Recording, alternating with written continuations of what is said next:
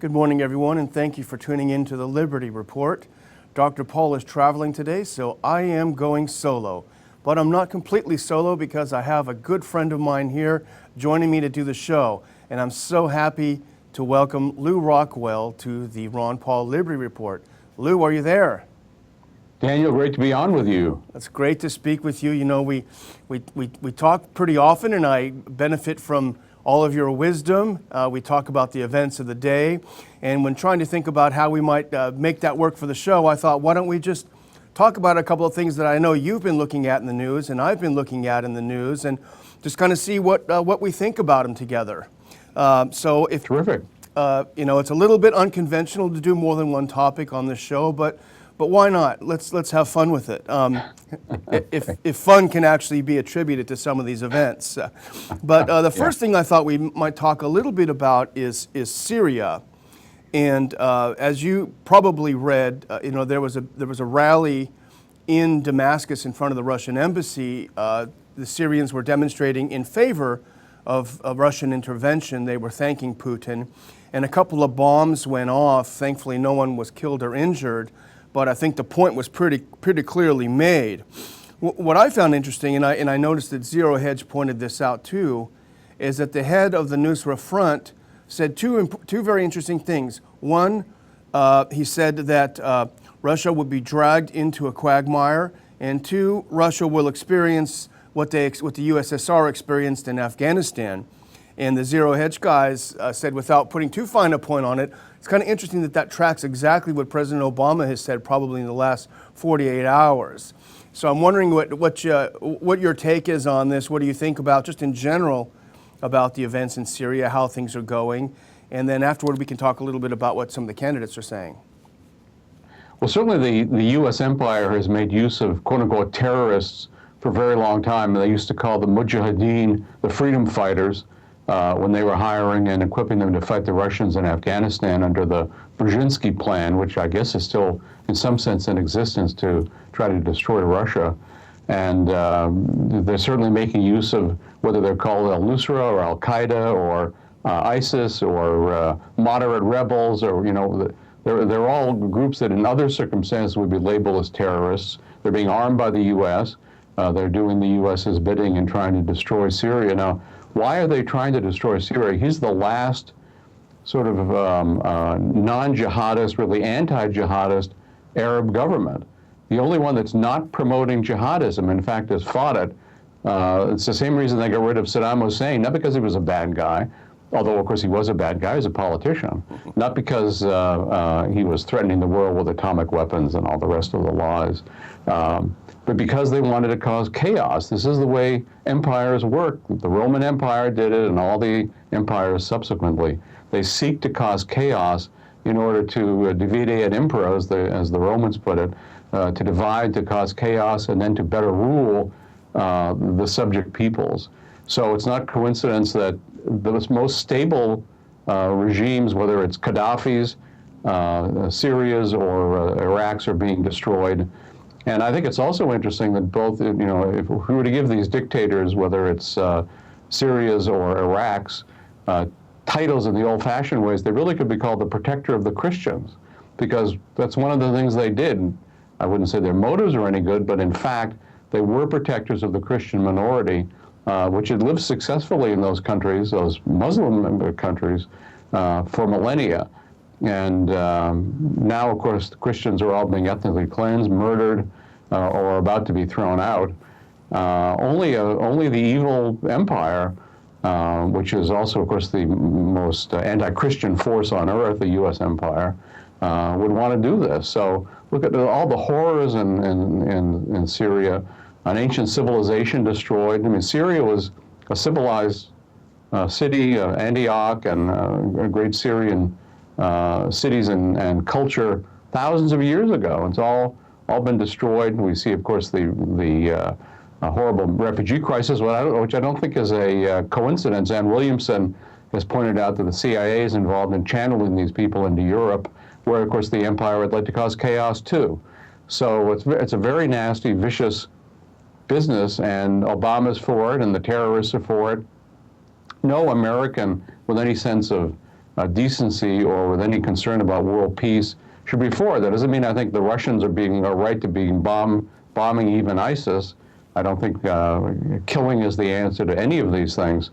But will Putin get caught in a quagmire? I mean, certainly, I must say I've always disliked that metaphor for the U.S. It's like, gee, poor Uncle Sam, he's walking around Vietnam and he gets his boot stuck in the mud. He's stuck in the quagmire. As versus being a killer, a murderer, going in, killing millions of people. It's not they didn't have it go quite as well as they wished. That's the quagmire. Will that happen to Russia? I certainly hope not. I hope Russia gets out after doing what they hope to be doing. We'll just have to see. But how were the rebels able to target with artillery shells quite the way they did at just the right time at the Russian embassy? Do they have U.S. targeting help from U.S. satellites? Yeah, that's very interesting. But it wouldn't shock me. Yeah, we've seen some reports of U.S. Special Forces operating in Syria. You know, we'll never know really with any certainty, but we do know a few things, that the U.S. has yesterday or the day before dropped in 50 more tons of weapons and ammunition to the rebels. Yeah. And that the CIA via Saudi Arabia sent in, I think, 500 more TOW missiles. And those TOW missiles are targeting the Syrian government's military. So it sort of belies the idea that we're only in there to take out ISIS. It's pretty obvious that, there are other things at play. But, it's interesting. I was just looking, John McCain, our favorite libertarian, has a piece that CNN published today. And he thinks that, quote, Vladimir Putin must be stopped.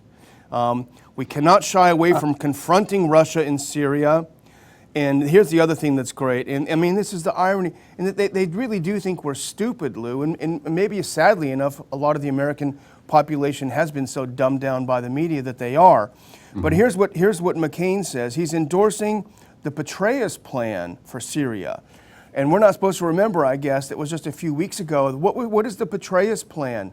We need to ally with Al-Qaeda. So, and I said it before on the show, for 14 years we're told, don't never forget 9/11. And now they're saying you got to forget 9/11 because the guys who did it are now our partners. And, this is, and he's not alone. I was just looking before the show at all the presidential candidates: Chris Christie, Rubio, Cruz, Fiorina, Graham, Carson, Jindal, Bush. They all want to directly confront Russia militarily in Syria. I mean, is it just me, or does this seem to be getting even more frightening? Well, it is more frightening, and some of these people do want to bring on a world war, and I think they can have a world war that won't go to the ultimate step. I certainly hope the ultimate step never takes place, because of course they can pretty much destroy the world. Why, by the way, is it the U.S.'s business who's running Syria? Why? I mean, is that there's never any justification made. Of course, the U.S. seeks to be the world government. It pretty much is the world government, except for Russia and China. Those are, of course, by coincidence, the two hated countries. And it really makes no bones to anybody in any foreign country realizes the U.S. is the global empire and thinks just as ancient Rome did, and I'm sure Babylon in those areas, and Syria and the Egyptians, and there's been a very rotten human history of empires. They think it's or Genghis Khan, who thought it was a terrible blasphemy against the gods for anybody to resist his conquests. That's sort of the way the U.S. feels, and it's a terrible thing. What's going to happen? I don't know. It is good that Obama's so unpopular all over the world as well as here. Will that help? I don't know. U.S. has obviously big financial troubles. The dollar has troubles. There's all kinds of terrible things going on. But the key thing to the U.S., even above anything else, is murdering people. They want to kill. The biggest arms supplier to the world. One of the few good things the Pope said to Congress was, you shouldn't be supplying arms to the world the way you are. So that, that's, of course, it's an evil thing. And if anybody else were the arms supplier to the world, you can bet the U.S. would be denouncing them. Absolutely. But because it's the military-industrial complex, of course, it's all a wonderful thing. Killing, it's wonderful. Exactly. Well, let's switch over to topic 2 really quickly. And I think you probably were interested in this. Matt Drudge interview with Alex Jones. It was really something very dramatic and also very unusual. But really something that struck me in it, and actually the media has picked up on this as well, is Drudge's assertion that really the internet as we know it is done for.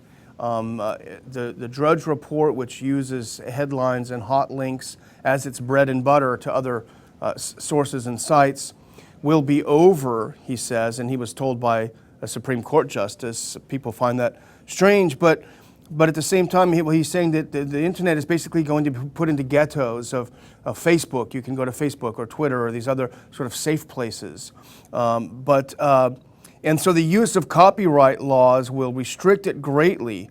And we already know, we did a show recently on the TPP, and the Electronic Frontier Foundation pointed out that there's plenty of copyright enforcement in that agreement as well, and a lot of it's going to go after fair use, which I know you make a lot of use of, and we do at the Ron Paul Institute as well.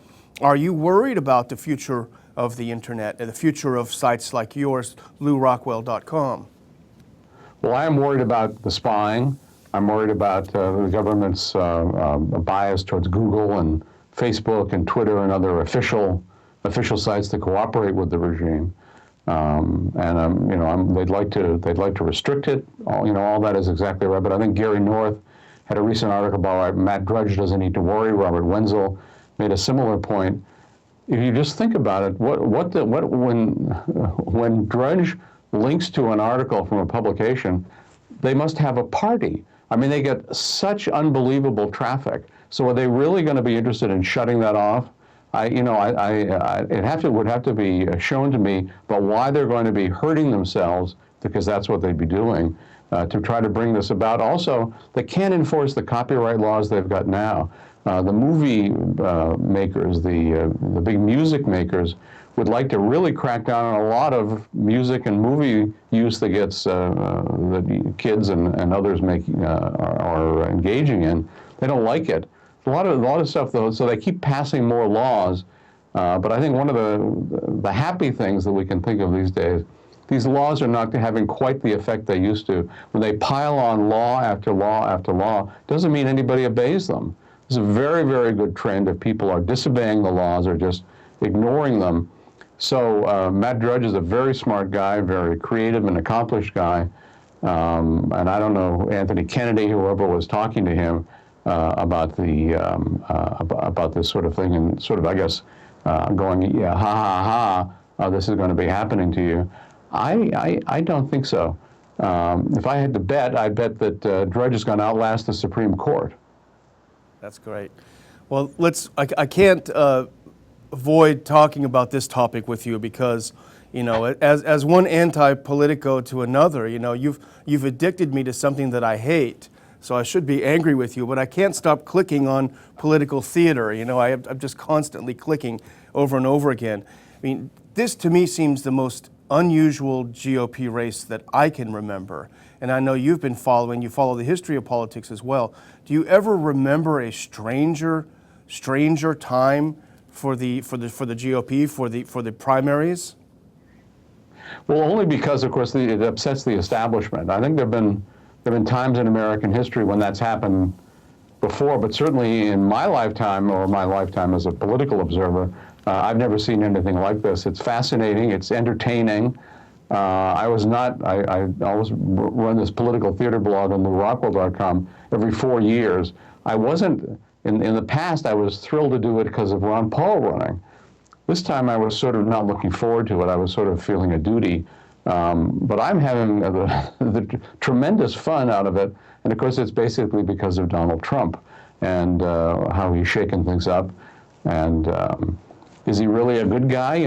I don't know. He does raise issues that I think are important, and the establishment has attempted successfully to silence for decades. That's a good thing. The whole establishment hates his guts. All the left libertarians hate his guts, which is the Koch brothers hate his guts. Sheldon Adelson hates his guts. And in part because, we were talking about this off the air, but as you hilariously put it, I'm going to change my title, by the way, to the incredibly shrinking billionaires. So From 2012, all the predictions were, and all anybody cared about was, who's Sheldon Adelson going to back? Who are the Koch brothers going to back? And the Kochs were talking about, we're going to run the Republican Party. We've got the best information and computer system. We're going to make it available to any candidate, except Trump, by the way. Any candidate can have it. It's better than the RNCs, and we're really going to be taking over, and so forth. And the super PACs are going to rule the roost. Well, it turns out the super PACs are not so super, just like the billionaires are not so billionaire, because their money isn't working this time. It seems like, and I'm only going on relatively small evidence from New Hampshire and the Bush campaign and some others, that massive amounts of advertising don't actually help the candidate, may hurt the candidate. People are sick of the standard political advertising. And of course, Trump is not doing any advertising. He doesn't need to. And it's an entirely new campaign. I also hear from friends that the Kochs are worried. They've had battles with Trump in the past, and he's actually a guy who can go up against them intellectually and in personality and even in money. He's not as rich as they are, but he is rich. And were he to be president, unfortunately, Trump is not against all crony things, but he might very well be against crony capitalism for the Koch brothers. And of course, they have many crony deals. So that would be all to the good, even if it wouldn't be a perfect thing. I also notice he seems to be the most dove-like, if that's quite the word, of all the Republican candidates. He's said, stay out of Syria, and he's opposed the Iraq War. He said a few good things. He's no libertarian, unfortunately, but who is, except of course Ron Paul. And unfortunately, he's not running this year. Although I keep thinking, wouldn't this have been his year had he decided to do it? Well, exactly. But we don't have to endorse Trump. We don't have to be in love with him to analyze this very peculiar situation.